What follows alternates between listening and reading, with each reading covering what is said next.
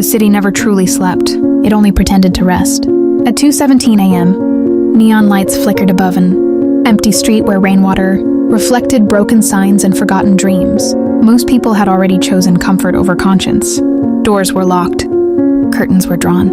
Lives continued, without noticing who was left behind. On the corner near the old subway entrance, a man sat motionless. His coat was thin. His shoes were torn.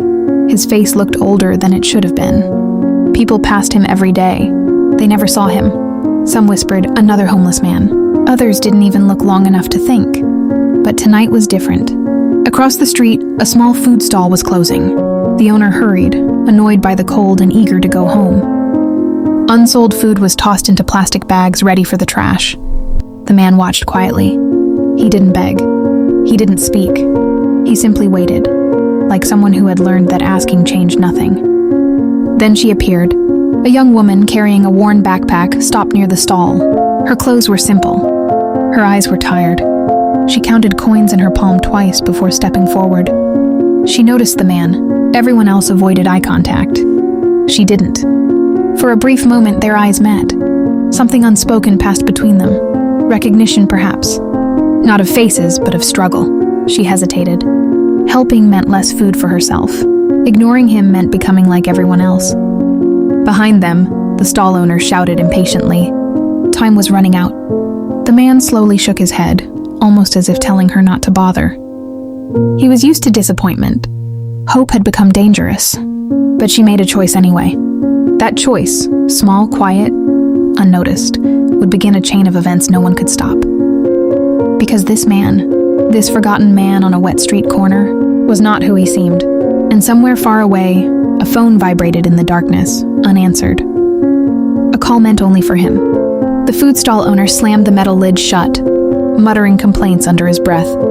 The night air grew colder, sharper, as if the city itself was losing patience. The young woman stepped forward. "Wait," she said softly.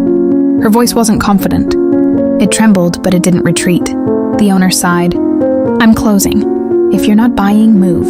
She nodded quickly, held up the coins in her hand, and ordered the cheapest meal on the menu. The owner wrapped it carelessly, already thinking about home. As she turned, the man looked away. Not out of pride, out of habit. People offered help before. They always stopped halfway. They always changed their minds. She crouched beside him, careful not to invade his space. "I don't have much," she said, placing the warm package beside him. "But you shouldn't sleep hungry." He stared at the food, unmoving. Rain began to fall again. Light at first, then heavier, tapping against the pavement like quiet judgment. "You should keep it," he finally said. His voice was low, controlled. "You need it more than I do." She smiled faintly. "So do you." Their eyes met again. For the first time, his expression cracked, not into gratitude, but into something deeper. Surprise, confusion, a pain that had nothing to do with hunger. People walked past them, umbrellas open, footsteps quick. No one slowed down. No one noticed the exchange happening inches away from their lives. The owner shouted, "Hey! I said I'm closed." She stood up, startled, apologized, and stepped back. Before leaving, she turned once more. "I'll be back tomorrow," she said. "If you're still here." The man didn't answer. She disappeared into the rain. Minutes passed. He opened the package slowly. Inside, the food was still steaming, simple, ordinary. Yet it felt heavier than gold. Across the street, a black car idled silently, unnoticed among the shadows. Inside, a driver checked his watch for the third time. "Sir," he whispered into his phone. "We found him again." The line stayed silent. The man on the sidewalk took his first bite. And far above the city, a decision was being made, one that would test everyone who had ever looked at him and chosen to look away. Morning arrived without kindness. The rain had washed the streets clean, but it did nothing for the people who slept on them. The city woke up fast. Cars honked, shoes hurried, conversations replaced silence. Everyone had somewhere to be, except him. The man sat in the same place, coat damp, hands folded as if waiting for something he refused to name. The empty food package lay beside him, carefully flattened, not thrown away. He remembered her words. "I'll be back tomorrow." Promises were easy to make. Keeping them was rare. Across the street, the black car was gone. but the feeling of being watched remained. He sensed it the way sailors sense storms, before the sky changes. A cafe window reflected his image, older than he remembered, thinner, invisible. A group of office workers passed by. "Why doesn't he just get a job?" One laughed. "He probably chose this life," another replied. The man lowered his gaze. If only they knew how carefully life could be taken apart without permission. At noon, footsteps stopped in front of him. He looked up. It was her. Same backpack, same tired eyes, different expression, relief. "You're still here," she said, almost smiling. He nodded once. She handed him a bottle of water and a small bag of bread. No speeches, no pity, just action. "Why?" he asked. She shrugged. "Because yesterday you looked like someone who used to matter." The words hit harder than hunger ever could. They sat in silence, comfortable, honest. From a building across the street, a man with an earpiece watched through tinted glass. "That's her," he said quietly. "The girl?" On another phone far away, a voice finally answered. "Continue observing," the voice said. Calm, powerful, familiar. "Do not intervene." The man on the sidewalk stood slowly. "I won't be here long," he said. She frowned. "Where will you go?" He looked at the city skyline, tall buildings hiding deeper shadows. "Somewhere I've been avoiding."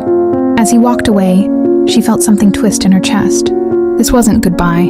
It felt like the start of something dangerous. Behind him, engines started.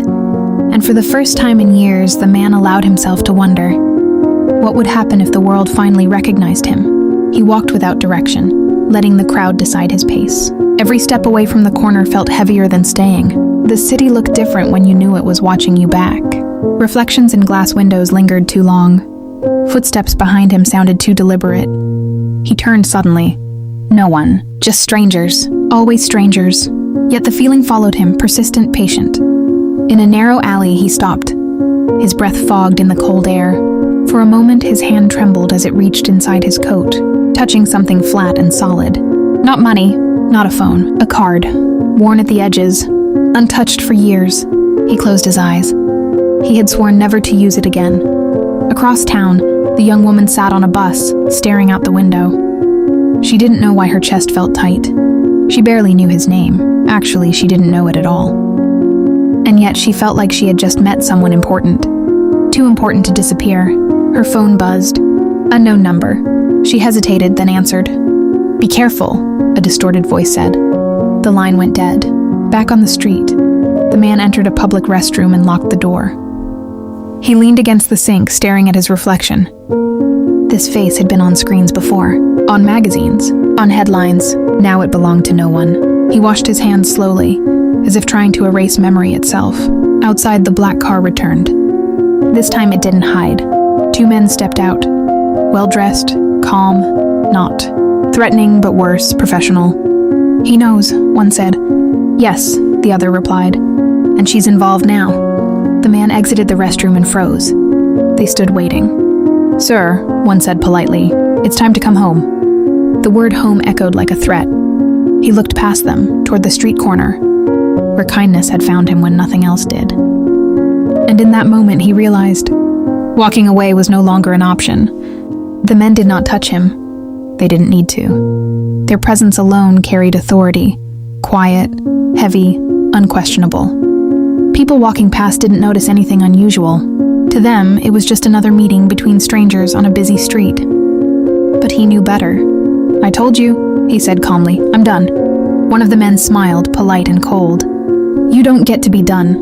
They walked together, not as captors and captive, but as equals pretending nothing was wrong. The black car door opened. He paused. Memories rushed in. Boardrooms, flashbulbs, applause, betrayal. He stepped inside. The car moved smoothly through traffic. Silence filled the space, thick with things unsaid.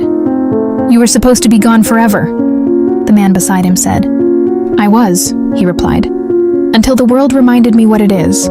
A tablet screen lit up. Images appeared. Him on the street, sitting alone, accepting food. Different angles, different days. Then her. The young woman's face filled the screen. His jaw tightened. "She changed the pattern," the man said. "That's why this matters. Leave her out of this.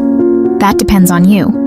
The car stopped beneath an underground building. No signs, no cameras visible, yet everything watched. Inside, an elevator descended in silence. Your name is being spoken again, the man continued. Investors, media, enemies. The elevator doors opened. A large screen on the wall showed breaking news headlines, but the name was blurred. Step back into the light, the man said. Or stay invisible and watch her pay the price. He clenched his fists. For years he had survived by being nothing. Now being nothing was no longer safe. He looked at the screen one last time. The blurred name flickered. And slowly, it began to clear. The screen sharpened.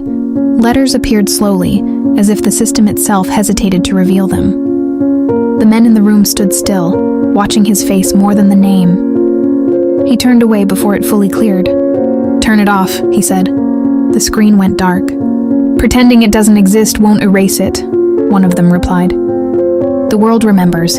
Even when you hide, he exhaled deeply.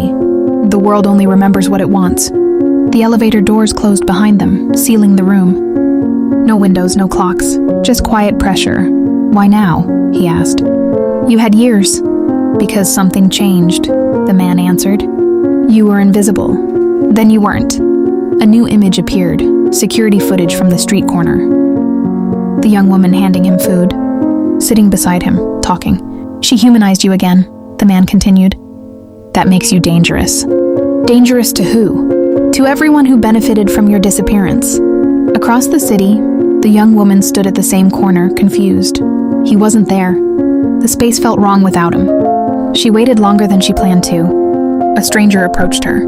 Are you looking for someone? He asked casually. Her instincts screamed. Yes, no, she replied. I mean, just waiting. The man smiled politely. Be careful who you help. Not all stories end well. He walked away. Her phone buzzed again. Unknown number. This time a message appeared. Stop coming back. Her hands shook. Back underground, the man finally spoke. I'll return, he said slowly. But on my terms. The men exchanged glances. There are no terms, one replied. Only consequences. He stood up. Then let the world watch, he said. Because if she's harmed, I won't disappear again. Silence followed. For the first time, the men looked uncertain. And far above them, news servers prepared a story they had waited years to publish. The news broke quietly at first. A single article, no headline banner, no images, just a few careful sentences posted in the early hours of the morning. Most people scrolled past it without noticing. But the right people did. Phones began to ring in offices where lights never turned off. Emails were sent with subject lines that carried no emotion, only urgency. Old connections resurfaced. Names that hadn't been spoken in years returned to conversations like ghosts. In a small apartment across town, the young woman sat on her bed staring at her phone. She had tried calling the unknown number back. No answer.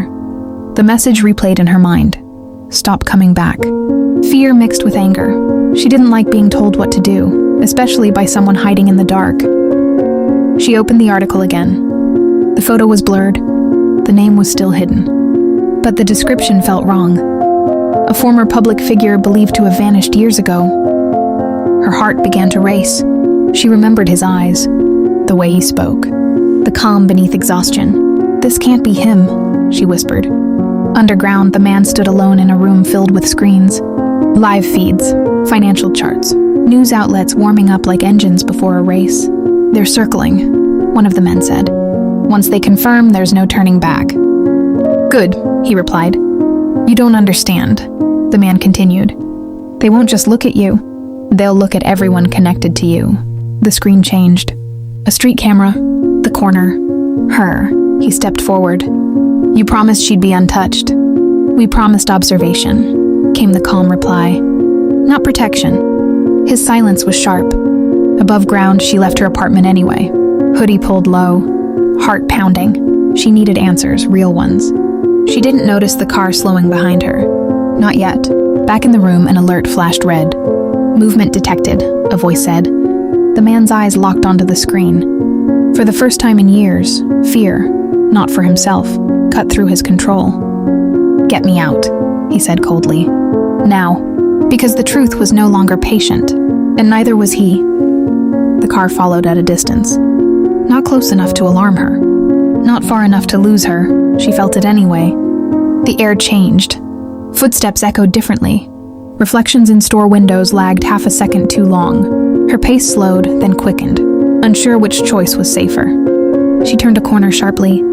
The car didn't. Relief washed over her, too fast, too soon. Her phone buzzed. Unknown number. This time she answered. "Don't move," a familiar voice said. Her breath caught. "Where are you?" "Somewhere I never wanted to return to." "Are they watching me?" A pause. Too long. "Yes." Fear surged. "Why me? I didn't do anything." "That's the problem," he said quietly. "You did something good." Behind her, a door opened. She spun around. 2 people stood there, not aggressive, not kind, neutral.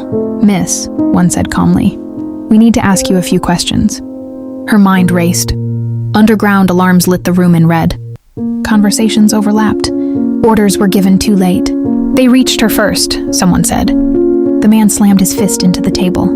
"I warned you. She's still unharmed," a voice replied. "For now." Above ground, she was led into a quiet room. No logos, no threats, just questions designed to feel harmless. "How did you meet him?" "What did he say?" "What do you know?" "I don't know anything," she said honestly. "I just saw a man who needed help." Silence followed. One of them leaned closer. That man once controlled industries, markets, lives. Her eyes widened. "That's impossible." "Is it?" Back underground, he stood in front of a screen showing her face. Tired, confused, afraid. Everything he tried to escape had found him again, and this time someone innocent was caught in the center. He straightened. "Release her," he said, "and I'll give them what they want." The room went still. "What if they want everything?" someone asked. He didn't answer, because he already knew. The room felt smaller than before, not because the walls moved, but because the choice in front of him left no space to breathe. "Everything," the voice repeated. "Your name, your return, full visibility." He looked at the screen again.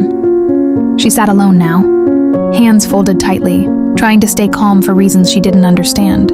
She had done nothing wrong, and yet she was paying the cost.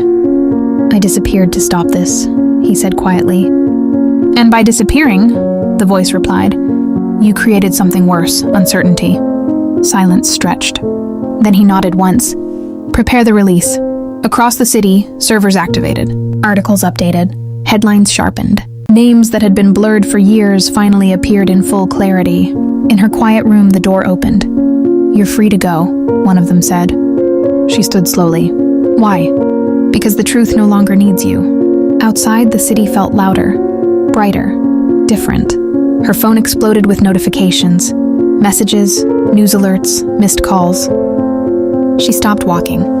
There it was, his face. Clear, recognized, powerful.